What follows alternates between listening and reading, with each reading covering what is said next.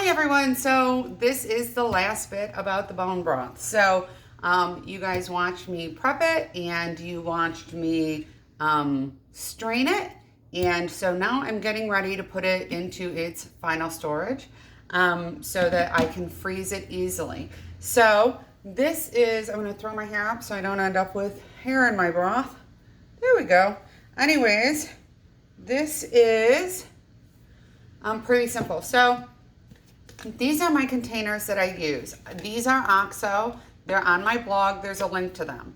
I thought that they were a half a cup each, but my friend pointed out to me that they're actually a third of a cup. So it's not a big deal. Usually when I'm cooking, I kind of throw in broth. I don't worry a lot about measuring it. I don't cook that way. If you do, 3 of these is a cup, so that you know. And if you're cooking with it, I recommend that you thaw it first, because if you put it right into the pan, yes, the hot pan will melt it, but a lot of times it will mess with the consistency of your sauces, and it can make your meat a funny texture if you add something that's frozen to something that's already cooked. So I would thaw it first. At any rate, this is silicone and comes right out. It's really easy to wash. And this is just a tray to make it easier to carry it around. So these silicone things, when they're full, they're really pliable and it's easy to spill stuff out of them.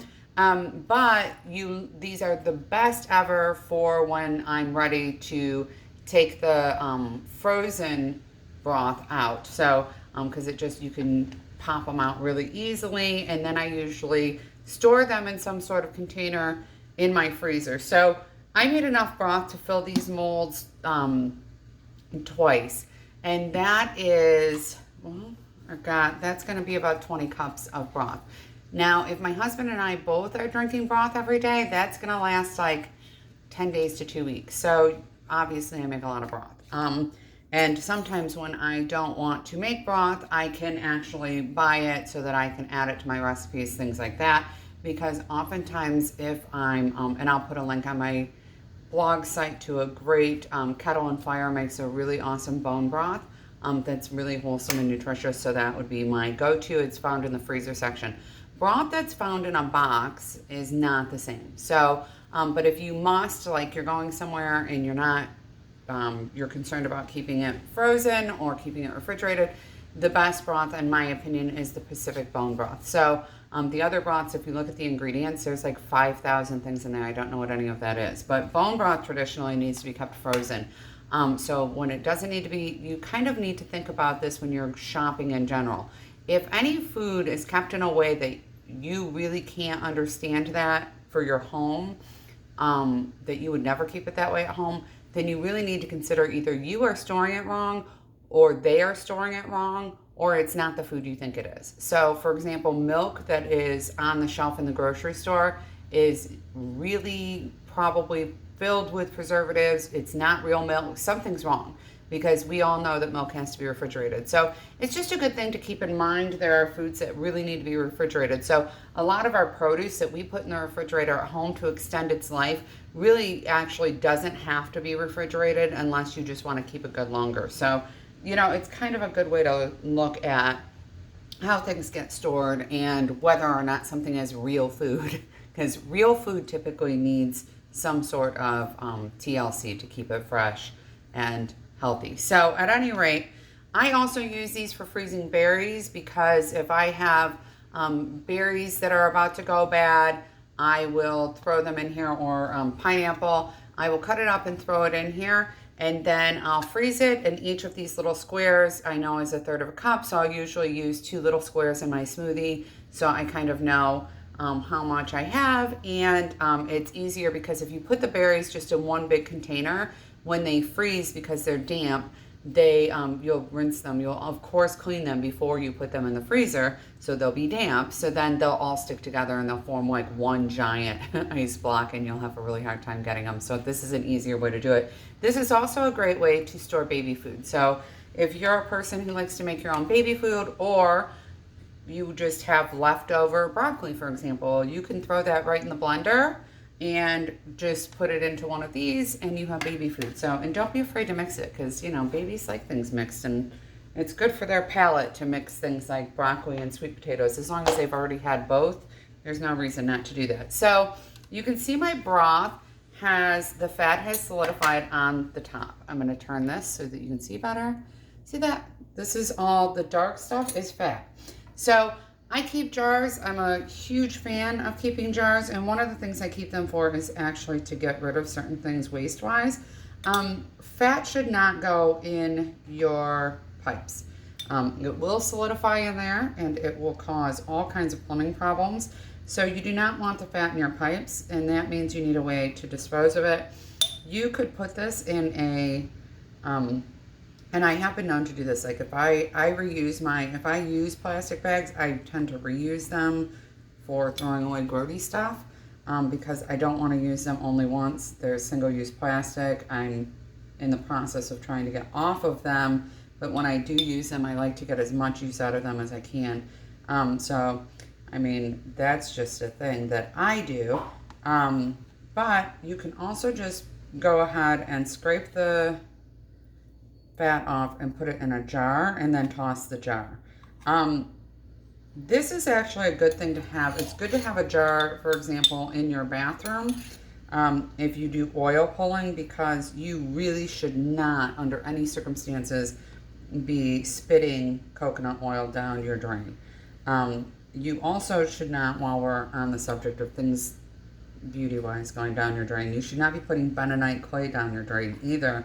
However, bentonite clay is so great for your garden, you might want to keep a separate jar just for that so that you can add it to your compost pile.